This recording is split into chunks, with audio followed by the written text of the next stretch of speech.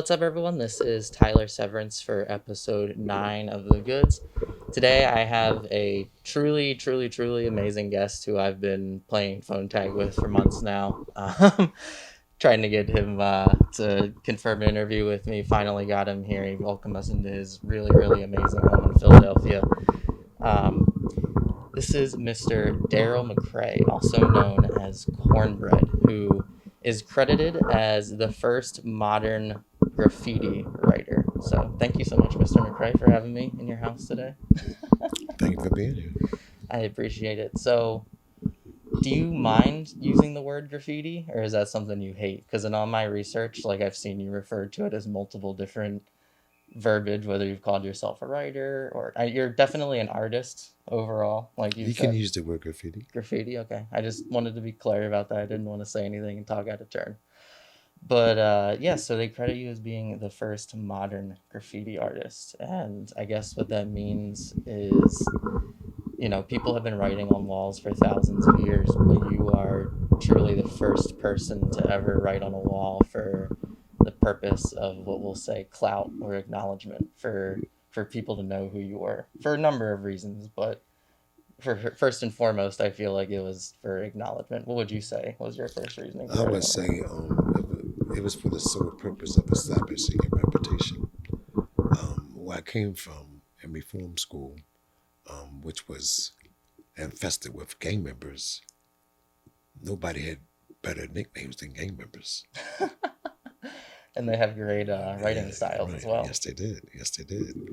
And I used to read a lot of poetry books, and I used to remember the lines that my brother used to use writing love letters to his girlfriends.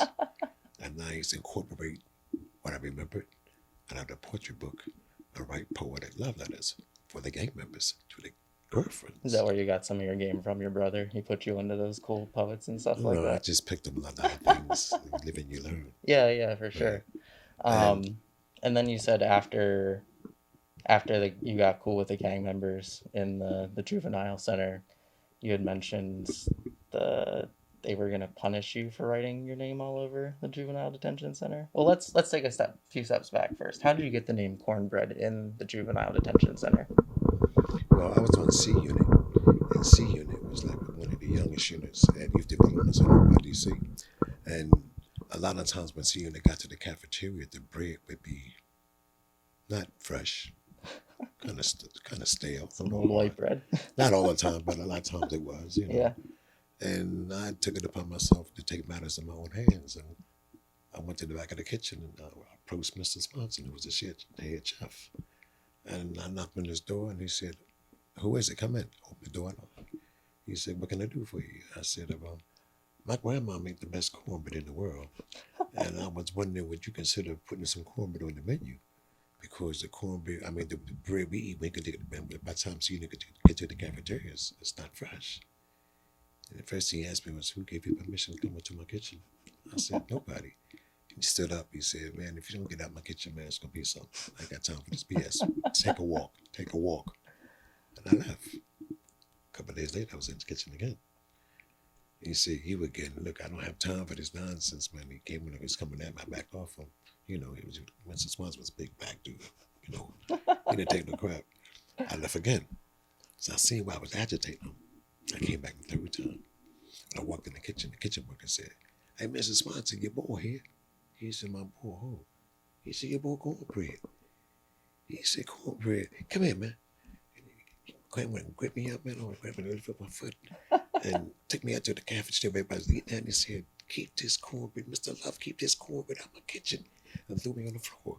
Everybody started laughing at me, man. You know. And I wasn't embarrassed. I didn't mind them calling me cornbread. Like I was waving that little corn on the back of my shirt. Everybody called me cornbread. I love that story so much because to a lot of people, like you said, it would have been an embarrassing moment or something that really defeated them and they would have had to cower back and been depressed about, but you really took that as I like this nickname. And So when I seen other nicknames on the wall for gang members, I wrote my name beside theirs real big. But I didn't represent the gang. But what I did, I wrote cornbread everywhere. Everywhere. The cafeteria, administration, bathrooms, the gym, the nurses station, visiting room, everywhere. And the administration got so fed up with me they fixed their property. They came at me and you gotta clean this up. I said, I'm not cleaning up enough. We're gonna put you in the hole. I said, well, take me to the hole. Take me to the hole. The game member started applauding me. Okay, bread. He takes me to the hole. I stay in the hole a few days. I come out. I start writing cornbread again. They said, you got a problem. Brought me to the psychiatrist. She said, why you writing cornbread over the place, man? What do you think, what's wrong with you? I said, you ain't seen nothing yet. Wait till I go home. I'm going to set the world on fire. You ain't seen nothing yet. I came home at 67. I started walking bus routes. Every bus route in the city, I start walking. Every time the bus stop, you say my name. I like the name cornbread too because, like, you would preface the story with your grandmother made the best cornbread in the world. Every time you tell that story, you say that detail. That she makes the best cornbread in the world.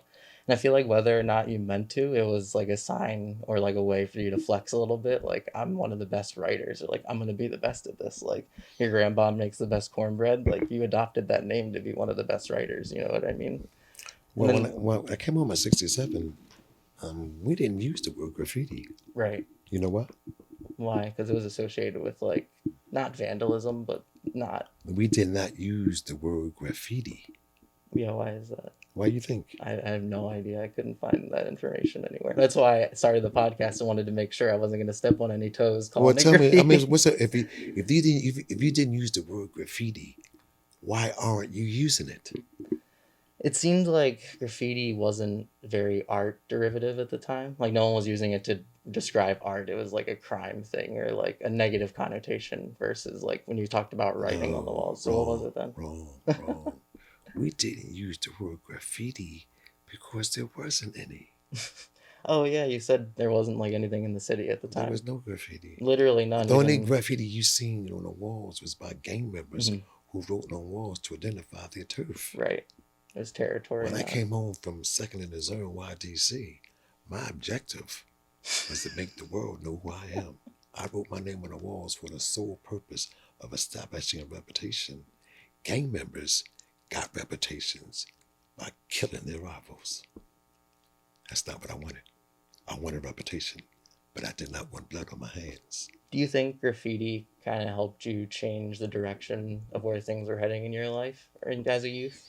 Like graffiti, it has a lot because what happened wasn't intentional. Right. It wasn't supposed to happen, but it had to start somewhere. Yeah, exactly. It was going to happen. It was going to happen. It just happened. Well, there was you or someone else. It just happened. Yeah. It was going to. If it would have been somebody else. Mm-hmm. It just happened to start with me. I say I gave birth because for 2 years, only names you seen on the wall is CornBread. How much time elapsed from you getting released from the juvenile facility and then all of this cornbread spree to the Cornbread Loves Cynthia project you started?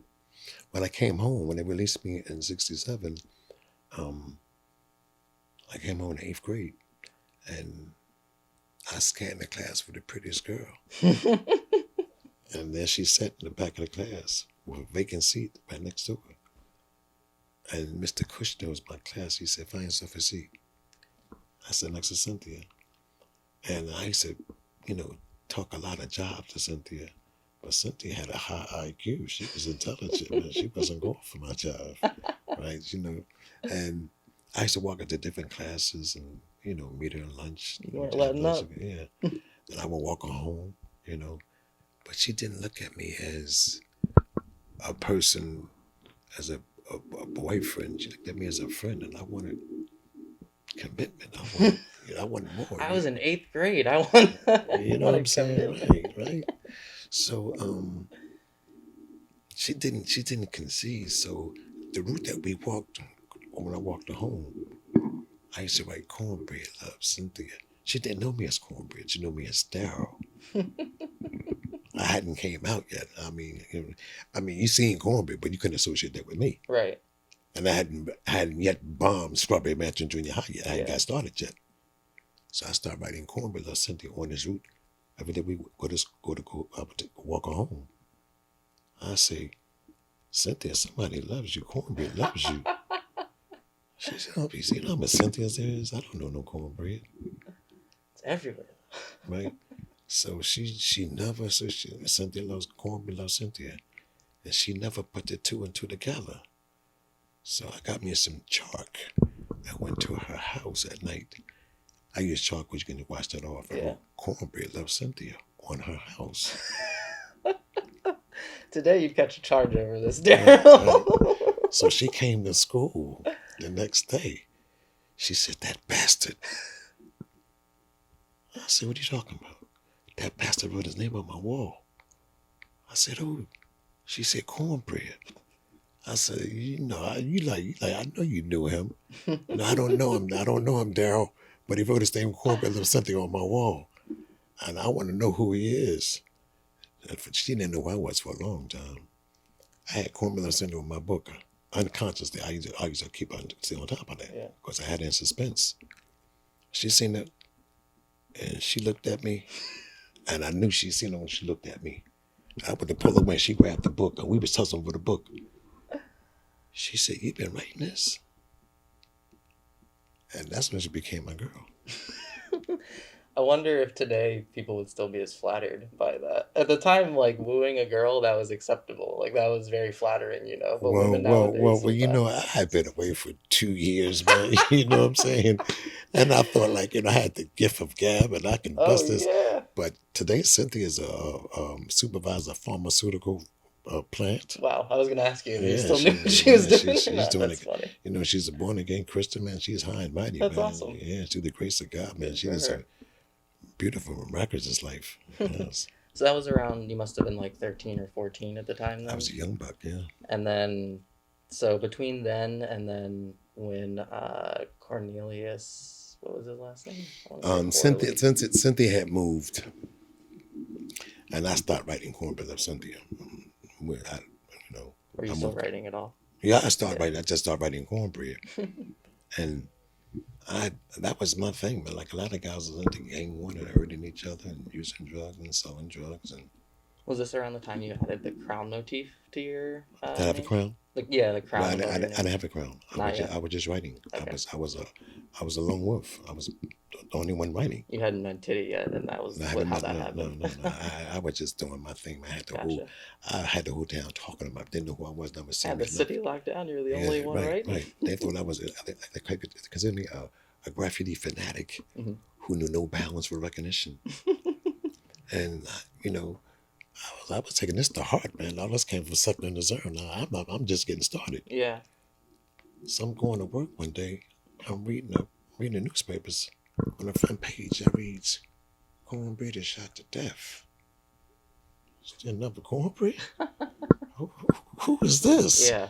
I started on page 3, and it said, "The fantastic career of Philadelphia best-known graffiti artist came to a violent end Sunday outside a hotel and bar." I'm sitting there reading about my own death, man. And being in the newspaper at the time was a big deal. I said, "Oh my God, that became a prescription for a disaster." Like trending on Twitter or something. I can't do this. I can't do this. But I ain't going to work that day. I got off the bus and called my job and called out that day. Where did you work at the time? You said in the Nabisco, yeah. What were you guys making at the time? I'm just curious. I worked on the Oreo line. Okay. I didn't want to make Oreos the rest of my life, That's man. amazing. You know what I'm saying? I was so curious. I wonder what they were making. And I called the newspapers. I said, "Y'all better get your article right." They said, "Who is this?" I said, "I'm Cornbread, and I'm alive. I'm not dead, man. Get your article right, man. Cornbread is corn. Let Cornbread rest in peace, man. Let Cornbread rest in peace." They had written an obituary for you in the Inquirer, right? One of the writers had actually written like a little article about like your death. They just said like, "Oh, he was a writer in the city." Like they legitimately thought you were dead. Like the article. The newspaper article. What happened was. I had read someone's college dissertation. They got a PhD, and they wrote about the that. person got killed. Name was Cornelius, and Cornelius landed in the street. His brain just blew out, and people walking by. "Oh, somebody killed Corn. Oh, Corn got killed. Oh, Corn is dead." Yeah, through the grapevine. And the media automatically assumed that the Corn for Cornelius was short for cornbread. Yeah. And then running, she announced my demise. I'm reading about my own death. I said, whoa, I ain't going. I was writing that down. I'm not just, my reputation is not going to this boy's grave. I'm not having it. And the newspapers went straight it out. They're talking about that cornbread rest in peace. And I started writing the real cornbread is not dead, but that didn't have no impact on the general public because they just read cornbread's death. Yeah. It could have been anybody trying to come back, trying to say, trying to eat cornbread. And I knew I had to do something bizarre, man. I had to do something amazingly bizarre to snatch the media attention to let them know I'm still here. I had pondered countless possibilities. And I came to the conclusion, go to the zoo and bomb the whole fucking zoo out. So is this like a kind of multiple trips you made to the zoo with Kitty? Or just one time you guys went and bombed everything? No. I knew that if I went to the zoo you gotta kill it and bomb the zoo out, they're going to make the medias and the newspapers going to cover that because it's a tourist attraction.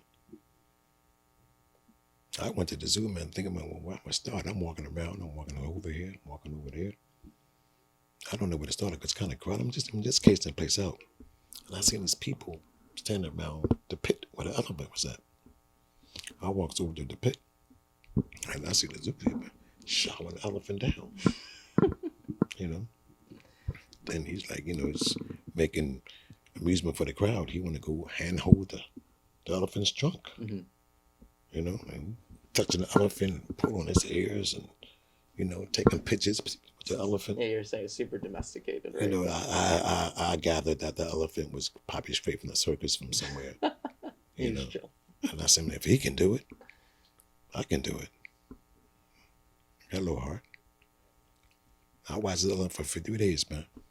So you did go back a couple times, not to bomb, just to scope it out. Right. Because I wasn't gonna bomb a zoo out. Yeah. I know if I wrote when it was elephant, that would really get everybody's attention. Mm-hmm. So the third day, early in the morning, I got up I went to the zoo. I climbed over the fence, came back with the enclosure where he was at, came into the pit, and I walked up to him. I took the spray paint top off and I saw shaking the can. He turns around. He looks at me and acts like I wasn't there. I walked up to him and wrote cornbread lives. Right on the other side, I wrote cornbread lives.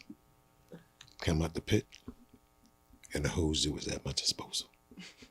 I just went off. It's good you did the elephant first, just in case. Well, that was my. Now I'm gonna tell you something, man.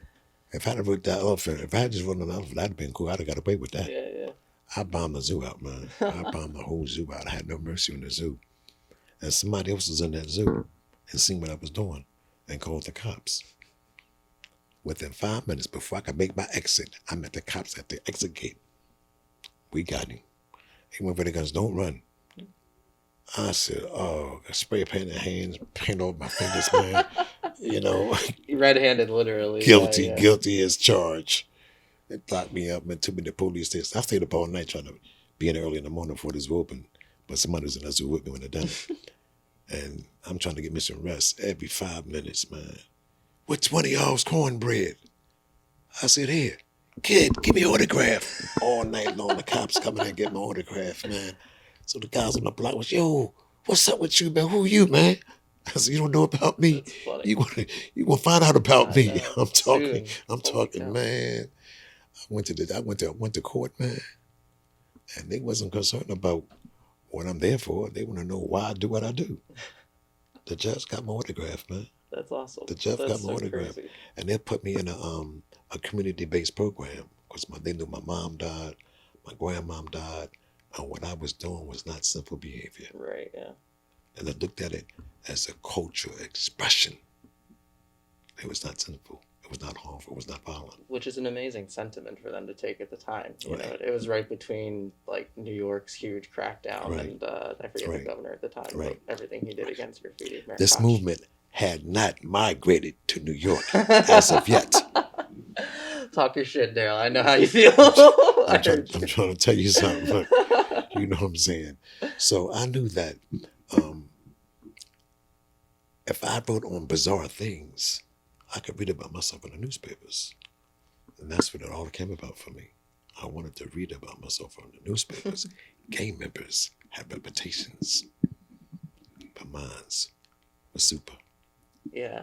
Have you ever heard of the artist Banksy before? I have a lot of respect for Banksy. It's interesting because I didn't think about this while taking notes, but you did an exhibition basically at I would, roughly call the zoo a theme park in a way, you know what I mean? Like Hmm. it's a public attraction.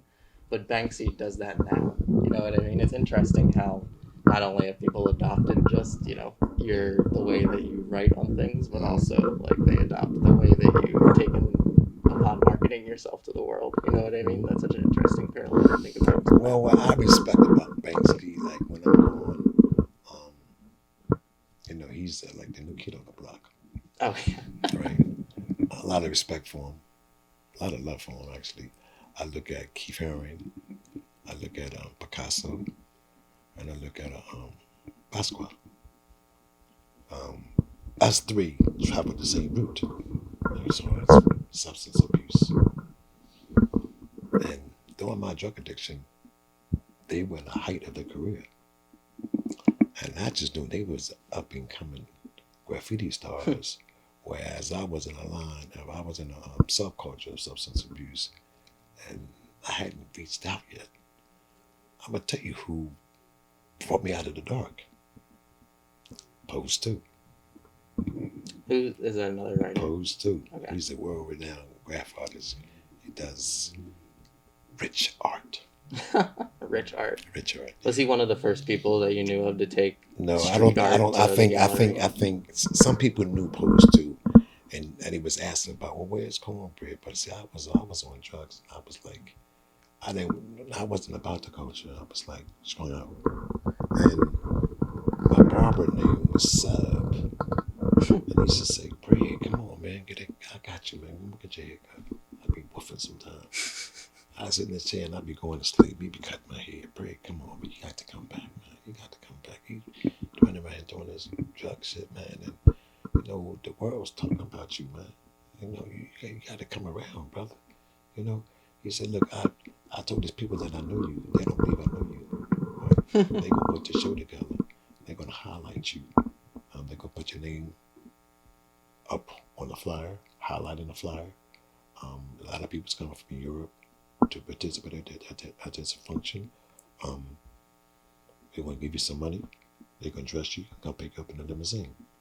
But you got to be available. And Big deal for you. My heart started pounding. I said, come on, he's not talking no crap. He said, man, I said, don't be bullshit. So he said, man, I would never lie to you, man. Just be ready and don't be hot. So I'll be ready. Don't worry about the clothes. I get my own clothes. So he came and got me. And said, my music, heard all this door. I opened the door, and this car is bouncing right outside, making all this noise, rocking, making all this noise, and people running around. And oh, bitch, come on, Bread. You got the music, Bread. I said, whoa, yo, park the car, man, park the car. He said, come on, they're just getting started. I said, son, park the car. He's parked the car. Come on, man, they're just getting started. I said, anticipation. Let them anticipate. Let them anticipate. Yeah, absolutely. Right. I said, come on in, man. Came on in, and I got myself together. We got there something like half an hour late. We pulled up. We got a half a block from the function. Hit the joint again. The car got the rock and the music and the blasting, and he started creeping up real slow. I said, that's cornbread. Man, they robbed me. They robbed the car like I was Elvis or somebody. I said, what the? And I'm still a drug craze. I'm like, he said, I tried to tell you, nigga. I tried to tell you, get out the car, get out. I'm like, what? He gets out the car, and they pulling me through the crowd, going up to Cole's apartment on the 3rd floor. We had all these mics, different magazines, and people. I'm like, what? He said, man, this is what it is, man. You got to come up, Red. And my mind was blown, man. I was no more good. That was your first taste of like people Now really that appreciating. the culture had evolved, and I stayed by where I was at, and they talked about me like they talked about Jesus, Yeah, for sure, right? absolutely. So I went straight to family behavior. That's about 21, 22 years ago, man. I never look back. I don't think about that, man. You Yeah, know, and I knew that when I came out and I started paying attention to the culture, I was going to keep hearing this like a little one of my children. yeah. What mayor or yeah, the mayor of Philadelphia, which was it that inducted you into the anti graffiti program as it was known at the time and later became the mural arts program? Right. Um, it was Wilson Good. Wilson Good. Yeah. I had gotten a job at Glen Mills. I was always good at getting a job as opposed to who I was. I'm a positive character. Yeah. Um, I mean, just know how to communicate with them about something that I want. When it comes to working with bad kids, come on, who know how to work with bad kids better than me? Yeah. You know what I'm saying? And I always got jobs. That's type of work, working with bad kids. I got a job at Glen Mills, instructing GED classes. And that was a must-have on transportation type of job. Mm-hmm. You got in the car to get there, then you don't have a job. And my car broke down, and I was a lot of tardiness, getting a little late, a lot of absenteeism, wasn't showing up. And the rumors started circulating that he's about ready to get terminated. So rather than have him terminate me, I resigned Quit. and asked for a letter of recommendation. I knew it was coming. Yeah. And they couldn't deny me. You didn't terminate me yet, so I got to go. Give me what I want. Yeah. So I took that letter of recommendation to Wilson Good, and I told him I'd be a great asset to his program if he gave me a job. Yeah. He said, what program you talking about? I said, the Anti-Graffiti Network. He said, who are you? I'm a scrapbook. I'm a scrapbook. I said, that's who I am. He said, CornBread. Oh, you got the job. You got the job. I want you down here Tuesday, 10 o'clock, the press conference. And man, the guy who wrote the article Tuesday, the press conference, is graffiti artist. Bread, my name is so-and-so, so-and-so, man. I know all about you, man. I'm going to give you some good ink. That's amazing. He mentioned my name 11 times in The article. That's incredible. And mentioned the director of the Anti-Graffiti Network once. He might have been the director of the program. I was the star of the show. And we had a personality class, man. We just didn't work out, man. Oh, you and the director. We never really work at all. And I didn't stay the full term of the administration before, he told me that, why don't you just clean your test under the sleeve. I closed the door behind him. I said, I'm so sick of the tired of your mouth, man. You wouldn't be sitting there if it wasn't for me. Right. Yeah, exactly. Right. Ironically. And you didn't hire me. Wilson Good hired me. Yeah. So why don't you sit back and chill, man? Let me do my job. I don't bother you. You don't bother me. Let's try to get I have to kiss this guy's ass all the time. No, you got to go. I turned around. You got to go. I go back to my desk. Less than that. 10 minutes later, 2 uniformed police officers walked through the door. Escorted you out. Come on, CornBread. Come on, man. I looked at him standing with his arms full with a grin on his face. Man, I really wanted to do some harm to this guy, man, because I was just beginning to establish a political foundation for myself. Right, man, yeah. You know, and it didn't happen.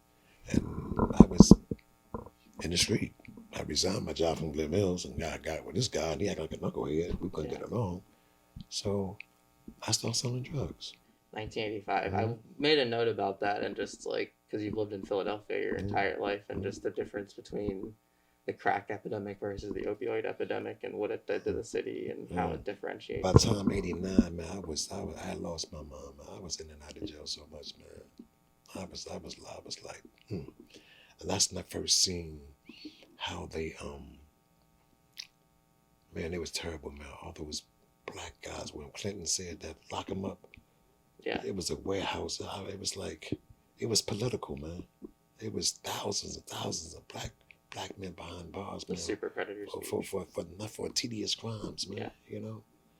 And I don't know, dude. I had too much to lose, man. You know what I'm saying?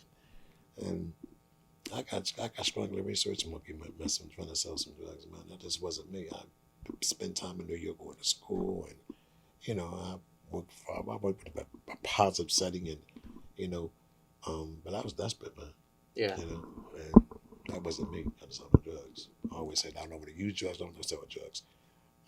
But I'm using it and selling it, using it, and strung out like a research monkey. Stayed there for a long time, man. Man. But eventually, I guess after the administration switched out for the anti-graffiti network and they rebranded as a mural arts program, you went back, or now you're kind of more of a contributing member, or Well, the mural arts broke off. okay. Jane Golden, she came. I think I was about 30. I think she wasn't much older than me, Mary. And she came from California. Jane came and she was young and beautiful and vibrant, and she had artistic skills, man, that nobody can compare to. Mhm. So, Wilson Good, the mayor, appointed her the director of the arts program. So when Tim Spencer died, a lot of funds wasn't allocated because, like, he Did what he did with them. he did a lot of drugs himself, and a lot of $80,000 mismanaged funds. A lot of it wasn't right. Mhm. And I used to watch Tim Spencer on television, and I said, he don't look right at all. He don't look right at all. And next thing I know, Tim Spencer was dead. That quick. Yeah. Have all that money? Huh. Yeah. All that money? Man. So, where was we at? I forgot. I was just, I think, trying to point out how I feel like a lot of graffiti artists are so, they gatekeep the culture a lot. You know what I mean? Like they're They were? very, they gatekeep the culture. Like they don't want a lot of new people involved, or they think that like they add all these like terms, or they try to make it difficult, or the bar is like very high for someone to enter into it. And I feel like you've always been the opposite of that, where like Man, you, let that flow, man, right high, man. you know, um, because I feel like not many graffiti artists or people who were in, your line of, living in this type of world where like you're vandalizing things technically, or like you wouldn't then go to work for the anti-graffiti network. Like, well, when I got back from New York, Philadelphia looked like a war zone. It was so. Philadelphia became the graffiti capital of the world. this was the mid 80s, you were saying? Yeah, Okay. this is before, and when I started it in '65, it went on unchecked for 17 years. It just got worse and worse over the years. And when Wilson Good, the first black mayor of Philadelphia, came in office, the city looked so bad it turned away city business. Mm-hmm. And his top priority was to rid the city of ugly graffiti that turned away city business. When I came to him, he said, "Hell, y'all can hire you," and he used me as a ploy to attract other artists. Yeah. I got Titty, I got a um, KD Tip. I got a few other guys who came in. That's awesome. And a lot of writers took that person like, how can you start something and then turn around and be against it? Because this is where we live. Yeah. We don't have to live like this. Right. As you get older, you do when you do it, you know better, you do better. And I mean, like you can't you can't blame everything on me, because I didn't do all this. I just happened to be the first one started, but Right. I'm not responsible for all this. It's not, like we said earlier, if it wasn't you, it would have been someone else. Right.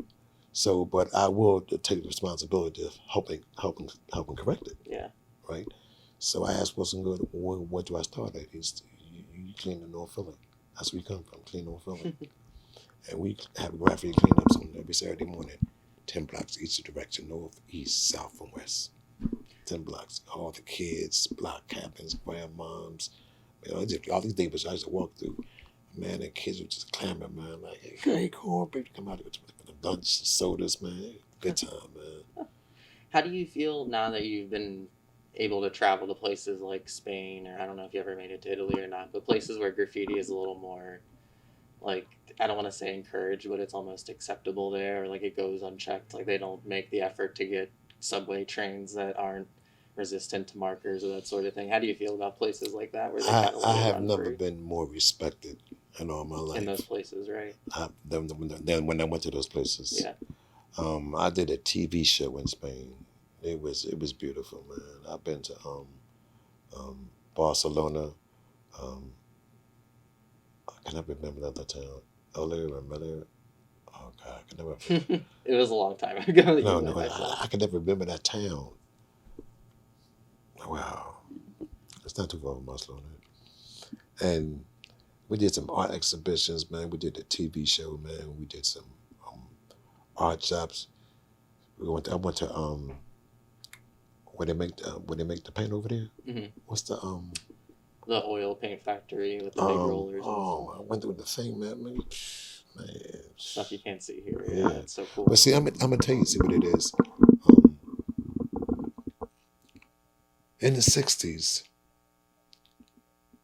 Philly had its version of hip hop, Right. but we was never really recognized because the graffiti artist was ugly.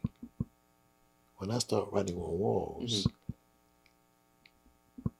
teenagers didn't catch on to what I was doing until I started appearing in the newspapers. And it was like, if he can make the newspapers by writing his name, I can do that. And I write better than him. And everybody got the same notion. And graffiti just started swelling up, man. Like a domino effect. It just all over the place, man. It's an interesting observation because like gang members did have cool lettering styles, but like it wasn't. You had to pick and choose. Like it's Right. not like graffiti now, where like a lot of people are pretty good who Right. choose to go and write. It was, like you said, it was kind of an uglier style Right, in the right. 40s And and 50s. wasn't no investor going to invest in no culture that has a lot of vandalism. Yeah, The artists was overlooked because the attention was on me. I get Right? what you're saying. At that same time, the city of Philadelphia underwent a unique experience unlike any other city in America. Anywhere from 100,000 to maybe 150,000 teenagers involved themselves in the social uprise. They adopted college fraternity names to identify themselves. This was a citywide movement. The whole city was involved. The gangs was eradicated. The gangs became part of us. Our annual convention was in Atlanta City at an event called Omega by the Sea because we adopted college fraternity names. Yeah. This is before the casinos was built. We consumed every hotel in Atlanta City. And every ballroom, every grand ballroom, there was a battle. A music battle or Music battle, dance battle, dress battle. That's crazy. That was the first wave of the hip hop revolution. And this was the 60s you were talking Yes. about? New York don't know nothing about that. That's wild. Yeah, I've never At heard that of time, at the same time, New York was undergoing a drug heroin epidemic because the heroin that came from Vietnam was brought back over here, strung all the barrels out. Yeah. Do you know about that? Not extensively enough to talk about it. I'm just trying to think of a good. You know about the American Gangster? The About movies, the what? Denzel, American Gangster. Oh, with Denzel Washington. Yeah. That's a true story. Did you watch the movies? Yeah. That's a true story. Smuggling over. That's Well, we used to leave Philly and go to New York and be amused by so many hundreds of drug addicts walking around like zombies, all strung out. When the heroin was a good grade of heroin, and everybody's high strung like research monkeys. This is in Harlem at the time. Yes. Yeah, they were saying that the purity of the product then got a lot better than it was previously. I'm not about the product. I'm talking about what was happening in the street at that time. Right, yeah. And what was happening in Philly at that time. The differentiation. Yes. Yeah. Yes. Particular. Yeah. That's and when that movement that Philly had about, and when I can rap. I got bust a rap for you right now. We was all rapping. We was all rapping. It's a pillar of hip hop or an element We of hip was hop. we As was all people like to rapping. say, yeah. We was stepping, b-boy, all that was happening right here in Philadelphia. Prior to New York. Yes. That's crazy. And when that movement migrated to New York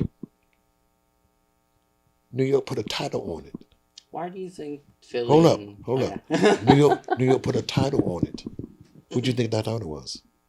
Say it again. That when that movement migrated to New York, Mm-hmm. New York put a title on that movement. What do you think the name of that movement was? Hip hop. Yes. Yeah.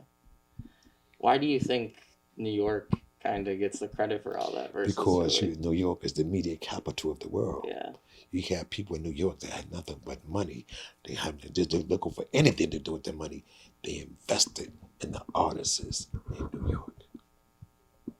Or New Not us. Of course, it was by the guys. The artists here was overlooked because I got all the attention. Yeah. It's just crazy because it still happens with New York and Philadelphia with music, with like art, all kinds of stuff, and it's such an interesting. I've never quite understood why. But New York, I got mad love for New York. New York did it better. They was enamored. They was enlarged. They was media captured. They was marketed. People made investments. You know what I'm saying? It made those hip hop artists stars. Yeah, and yeah, like you said, everyone in Philly was overlooked. But it didn't start there. Nobody was willing to invest their money in us. It was a different place. It's still a different place. But see, before New York got its market, I was already market. Right. Yeah. You're a very humble guy for like all the cultural relevance that what you started brings. And I think it was really interesting during a question and answer session one time. You were talking about, we mentioned Cornelius Hosey's murder earlier and how you kind of referenced that as more of the kickstart of everything, like how the media and I'm going to tell you the whole truth. Had Cornelius never died, this would have never happened. Because like I say that because I would eventually grown out of this. I would have eventually outgrew this. Yeah. But in the process, I was in the height of my egotistic imagination. Mm-hmm. And I just want to let that stone be unturned. I want to allow that to happen because all that I put into it would have been done in vain had I not done otherwise. Mm-hmm. And had he not died, I'd have outgrew it. Somebody else would have done it. Well, the story wouldn't have been the same. It wouldn't. Right. You wouldn't. There would be no elephant. There would be no the story. It doesn't. But see, when I done the elephant, I see where I can possibly make a lot of attention to myself, and I was a glut for attention, man. I was a hound for to be. I love to read about myself. But it was like what would you consider that type of ego then? Because you weren't out there claiming it. Like no one really knew it was you. They did, but it wasn't until Cornelius got murdered that you really had to come out and say like, "Oh, I'm this person." And then he retired soon after that. Retired. Wow, that's amazing. You got your wow. You did a lot of research, man. Wow. But, that's really amazing, man. Because that's exactly what happened. And when I stopped, I had established the foundation. Right. And it was built from there. Yeah. It's really inspiring though, the way that you kind of you credit the death, the murder of this Cornelius guy as kind of the catalyst of it more so than like all the work you put into it. Like you take credit for that, but you also that was the first. I seen where I can have a the media had feeding frenzies about me, writing articles about me, and I engaged. I used to call Tom Fox and tell him what I'm going to do next. Don't never call me and tell me what you're going to do next, Cornbread. Tell me after you've done it, so I can be the first writer that can follow my story. That's a great point. So I had the media in my back pocket. I was a bit with the media. you know. And it was nothing for me hey, I got something for you. It was just cornbread. Yo, cornbread from the phone. And I get my story right from my house, man. And it was nothing. Me and Rizzo. Rizzo was the mayor of Philadelphia. He was in the papers all the time. And so was I. Yeah. Like I was saying, yeah, being in the paper back in the day, Yeah. it's still a big deal, but Yeah, back then yeah. that was like the only way people Right. would know about I was the social media. it. I was the communicator. That's awesome. I was the new phenomena. I am the world's first modern day graffiti artist, the youngest person ever to establish an international art movement. I changed the historical course of my generation and gave birth to a global phenomenon. Yeah, and like I was saying at the beginning of the podcast, how, you know, graffiti writing is being one of the elements of hip hop, and now hip hop being the most popular genre of music, and how music influences fashion, fashion influences art. It's all this huge cycle, and to know that you are a birther of a piece of that is just so crazy because Right.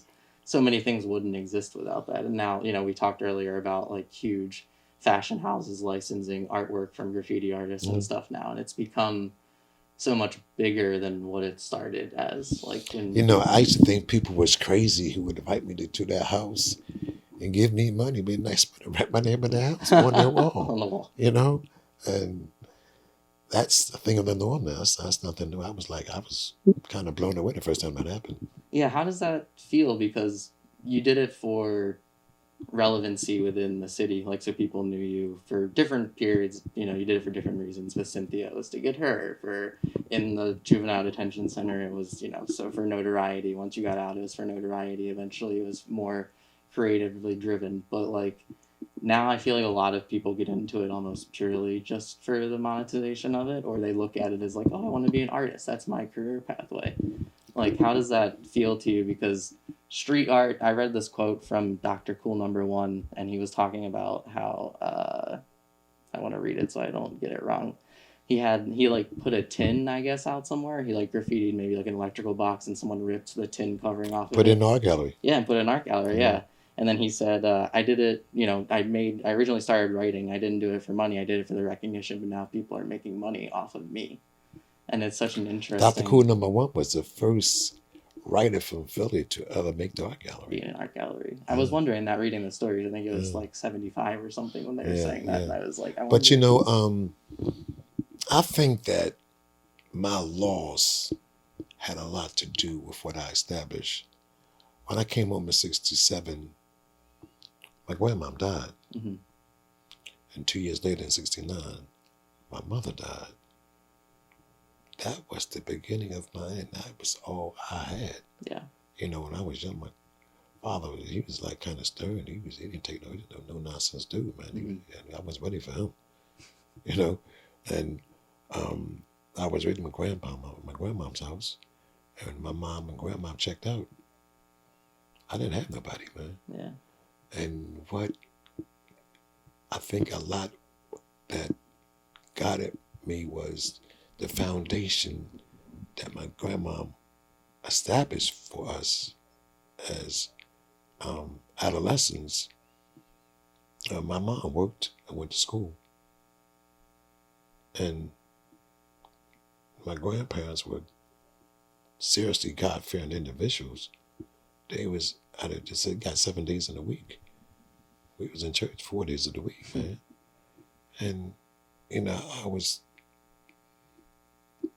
I wasn't forced, but I was just born into what's right and what's wrong. And I never crossed the line, even when it came to graffiti. That's not sinful behavior. And what I had done at Second on the Zone gave me something to look forward to, maybe something to feel good about. The white people, they thought it was cultural expression. And, yeah. You know, and it came at me another way. Gamblers they didn't think nothing of it, right? And the more I wrote, the more I talked, the more they talked. And when my parents died, I used that as therapy because I didn't want to deal with the suffering and the pain and the loss of my mother and my grandmother. That's all I had. Yeah. And I used to just write cornbread all day and all night. Solitude. Just walk, man. Just walk. Just walk. Just alone, you didn't have a crew yet that you were. You know, I just walk, man. And nobody could compete with that because that's what I live for. You go to bed one night, you wake in the morning, I'm all through your hood, man. Like, who is this guy? Yeah. I had caused a psychological effect on the minds of the teenage generation in Philadelphia. It's a lot of emotional weight to carry, though. Yeah. You know, the loss of your nuclear family Yeah. like that. So obviously, you're gonna put all that energy into something. So it's Right. like, And nobody can compete with that because sometimes I be writing, man, I be crying, man. A big crack of that tears coming to my face, man. What am I going to do? And I just kept writing, you know. And time went on, you know. I had children, and my legacy continued to loom. And I just wanted to get compensated for what I put in. mhm. And it's normally like, you know, a lot of black guys don't really get their money until their time for them to Right. check out. You know, it's Yeah. when it's too late. You know what I'm saying? I want to live to see the fruits of my labor. I I hear want to that. sit back and watch a documentary film or movie. I want to sit in the audience and watch my shit. You know, I know the impact that I have on the world. I think I should be able to sit around and watch what happens before.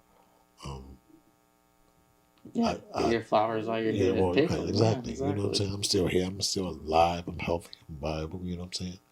I just need to. I'm doing an art book, and my art book consists of different artists from all over the world. I'm going to promote their art, their email, the where they're from, their bio, and their photograph. And if you see their art in my book, then you contact their email, and you do business with them. Just buy my book. You always have done that throughout your entire life. You talk about like you pulled people on with the mural agency. Yeah. Like now you're doing this book that you want to put other artists Yeah. on. Like it's a little bit ironic because like you know what I mean. You do so much for other people. It's hard for you to focus on yourself. Well, this is followed by the book about my life. You know, just really just a buzz. Tomorrow's not promised. Right. I want to have something to say. I want to make sure that I don't have to hustle for the rest of my life. Yeah. You know what I'm saying? You're too old for that, Yes. Mr. McCray. Yes. I need a residual income. And I just don't. Everything's going to be all right. I hear that. Well, that's really all the questions I have. Is there anything else you want to cover, or? I can be contacted at cornbread1, the number, cornbread1philly@gmail.com. And of course, I'll put all that in the bio as well and stuff like that. You're gonna edit this, right? Of course, yeah. It's not gonna be too chopped up. It's gonna be pretty conversational. It's not gonna be anything too chopped up. But the last thing I kind of wanted to cover or mention, I guess, in relation to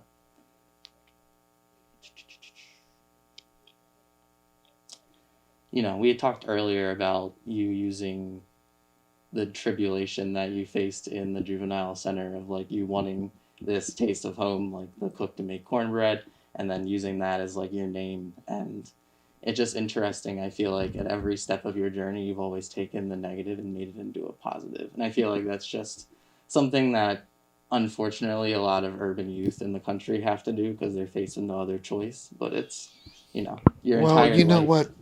you've been so resilient through every step of it. I say my juvenile delinquency wasn't hardcore. I wasn't like No. hurting nobody or robbing nobody. I was having fun, man. Yeah, it was boys It was will all- be it boys was all about- crimes. Yeah. Even when I locked me up, I couldn't wait to go up. I said, what is this about? Mama, they could put you in boarding school. Oh, what's so special about boarding school? They're gonna put you away. But what's so special about me going away? Yeah. You know, it was a good time, man. A lot of them guys, man. Like secular design, YDC, everybody came out of secular design came out with big street names, man. I don't know anyone, but I came out with I gave birth to a culture. But these guys went on to be renowned gangsters, man, killers, man. And yeah, I remember. I should interview you about that sometime. Yeah, Not the yeah. art, but They were gangsters then. yeah, right. You know what I'm saying? They went on to be only bigger gangsters. That's crazy. I was an artist then. Yeah, I was wondering how integrated the actual juvenile facility was. Was it predominantly like kids of color? Or... It was, at that time it was the white boys caught hell. I bet, yeah. The white boys caught hell, I yeah. bet. And the Puerto Ricans, man, they were real cool. They stuck together. But they wasn't locked up like the blacks were, but they were real cool. They was real cool. But the white boys, man, they caught them, and I remember that. There probably wasn't many of them. It wasn't many. It wasn't many. Right. It wasn't many. They got that boarding school shit you mentioned before, huh? Yeah, and YGC wasn't a place like, you know, it wasn't high security. I mean, you come home on the weekends, you know what I'm saying? Yeah. Really? They work release and stuff like that? Or... Yeah, not work. We come on the weekends if you're done right, you know. Yeah, yeah. And I was one of the fewer guys that had an indefinite term. Yeah, that was so crazy to me when you know, reading everywhere you did 2 years. I was like, indefinite meant life. So you had to go up and appeal to like a parole board or whatever eventually. Yeah, to you get had to out. go parole. Right. And the other guys had time, and they could be home in 3 months, 6 months, 9 months, 12 months, 18 months. I asked the judge. I said, Mr. McCray, I'm sorry, I'm gonna have to commit your son. And she looked at him, and she started tears in my eyes, and she looked down at me. I looked up at her. I'm waiting for the to say, like, now I remember the guys I used to hang with. You wasn't shit. You wasn't shit unless you went to jail. You had to go to jail to be a shot, right? Yeah. You had to go. That's the truth, man. If you go to jail, you ain't nobody. Right. So I got life. I got juvie life. That's insane. Right? So I asked the judge, what does indefinite mean? There's no time when you're coming home, son. That's so It's wild. when you get yourself together. Psychologically, that must mess up a kid so much. Man, I seen guys second concern go home and come back, and I'm still there, right?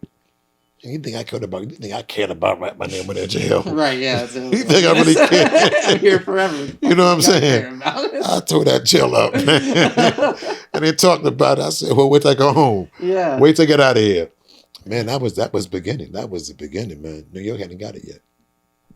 That's the whole wild. truth. Yeah. Well, I won't. And having said that, you never answered my question. What hip hop artist was before me? I don't know, man. I really don't know. I can't find any of them. I can tell you. Who was it? None. No. No. None. You check your history. What hip hop artist was in 1965? None. Yeah. We didn't use the word hip hop. We did not use the word graffiti. Yeah, you were the first. Yeah, trust Yes. me. I've trust all these notes. I've looked thoroughly into it. Right. Thank you so much for having me here and allowing me to talk your ear off about this and dropping game. Let me get a copy before you put it up. Oh yeah, of course, absolutely. Yeah, All right. No worries. Thank you again so much, man. Yes, sir. Appreciate it. Thanks right. again.